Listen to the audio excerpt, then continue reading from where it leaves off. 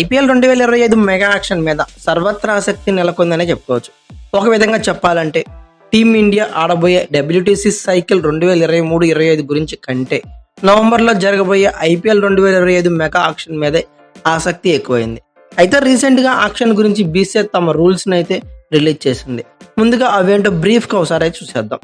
ఐపీఎల్లో 10 ఫ్రాంచైజీలు కూడా టోటల్గా 6 ప్లేయర్స్ని అయితే రిటైన్ చేసుకోవచ్చు. అది ఆర్టీఎం రూపంలో అయినా అవచ్చు, డైరెక్ట్ రిటెన్షన్ రూపంలో అయినా కావచ్చు. ఏదైనా సరే రెండింటి మీద కలిపి 6 ప్లేయర్స్ని అయితే రిటైన్ చేసుకోవచ్చు. ఇక మాక్సిమం అన్క్యాప్డ్ ప్లేయర్స్ వచ్చేసరికి 2 ఉండొచ్చు. మినిమం వచ్చేసరికి 1 మెయింటైన్ చేయొచ్చు. 5 ప్లేయర్ని అయితే క్యాప్డ్ ప్లేయర్స్ని ఉంచుకోవచ్చు.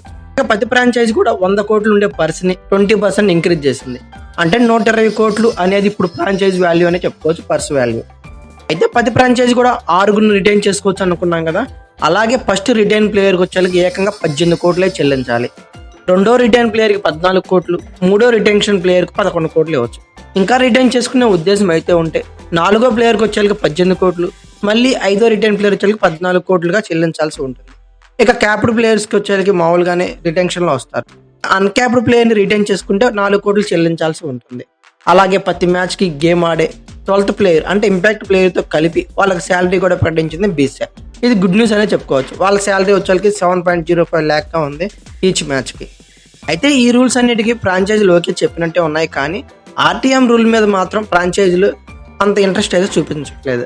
ఎందుకంటే అసలు ఆర్టీఎం అంటే ఏంది, ఆర్టీఎం గురించి ఫ్రాంచైజీలు వేదన ఏంటి, ఆర్టీఎం రూల్ మారుస్తారా, వీటిపై ఒక లుక్ అయితే వేసేద్దాం బ్రీఫ్గా. ఐపీఎల్ నిబంధనలపై ఫ్రాంచైజీలు అసంతృప్తిగా ఉన్నట్లు క్రికెట్ వర్గాలు అయితే జరుగుతున్న చర్య. మెయిన్లీ రైట్ టు మ్యాచ్తో పాటు రిటెన్షన్ విధానంలో 6 తమ వద్ద అట్టి పెట్టుకునే అవకాశం ఫ్రాంచైజీలకు వచ్చింది. కానీ ఆర్టీఎం విషయంలోనే కొన్ని ఇబ్బందులు పడే అవకాశాలు ఉందని ఫ్రాంచైజీలు అయితే భావిస్తున్నాయి.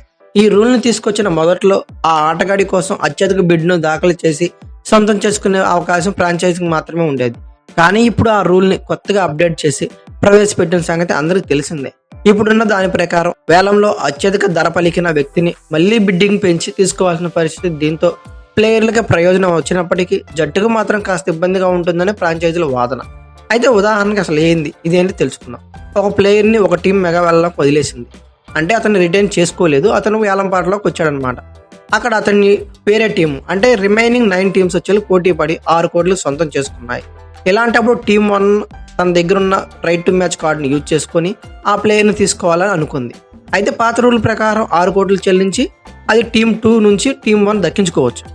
కానీ ఇప్పుడున్న కొత్త నిబంధనల ప్రకారం బీసీసీఐ మరొకసారి ఆ ప్లేయర్కి బిడ్ వేసే అవకాశం అయితే కల్పిస్తుంది.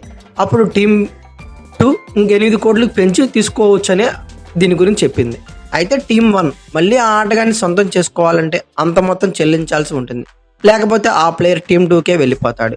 అయితే బీసీసీఐ ఈ రూల్ మాత్రం పెట్టింది ఎందుకంటే ఇంతసేపు జరిగిన ఆక్షన్ అంట, అలాగే ప్లేయర్లపై వాళ్ళు బర్డెన్ చేసేదంతా ఆ ఫ్రాంచైజీలకు నష్టం జరగకూడదని మరొక అవకాశం అయితే పాడుకోవడానికి అయితే అవకాశం ఇస్తుంది వేలంలో. బట్ ఇదైతే మాత్రం ఫ్రాంచైజీలకు అంత ఇంట్రెస్టింగ్ అయితే చూపించట్లేదు అనమాట. దీని గురించే వాదన. ఇలా బిడ్డింగ్లు వేయడం వల్ల ఫ్రాంచైజీలు అనుకున్న విధంగా రైట్ టు మ్యాచ్ ఉద్దేశం దెబ్బతినే అవకాశం ఉందని క్రికెట్ వర్గాల మాట. గతంలో ఆర్టీఎం నిబంధనల వల్ల సదరు ప్లేయర్ ధర ఎంత అనేది ముందే తెలిసేది, నిలకడగా ఉండేది. కానీ ఇప్పుడున్న ఆర్టీఎం రూల్తో ఫ్రాంచైజీలు మళ్ళీ పోటీ పడాల్సి ఉంటుంది. అప్పుడు అతని విలువపై అంచనాకు రావడం క్లిష్టంగా మారుతుంది. కాబట్టి ఈ విధానంపై ఐపీఎల్ మెగా వేలం లోపు సమీక్షించాల్సిన ఫ్రాంచైజీల భావన. ఇప్పటికే రిటెన్షన్ సంబంధించి 18 కోట్లపై హై మార్క్ అనేది బీసీసీఐ సెట్ చేసింది. అయితే ఓవరాల్ గా ఆర్టీఎం రూల్ గురించి మీరేమనుకుంటున్నారో కామెంట్ బాక్స్ లో పిన్ చేయండి. అలాగే మీ ఒపీనియన్ కూడా కామెంట్ బాక్స్ లో పిన్ చేయండి. ఈ వీడియో కనుక మీకు నచ్చినట్లయితే like, share, comment plus subscribe చేసుకోండి.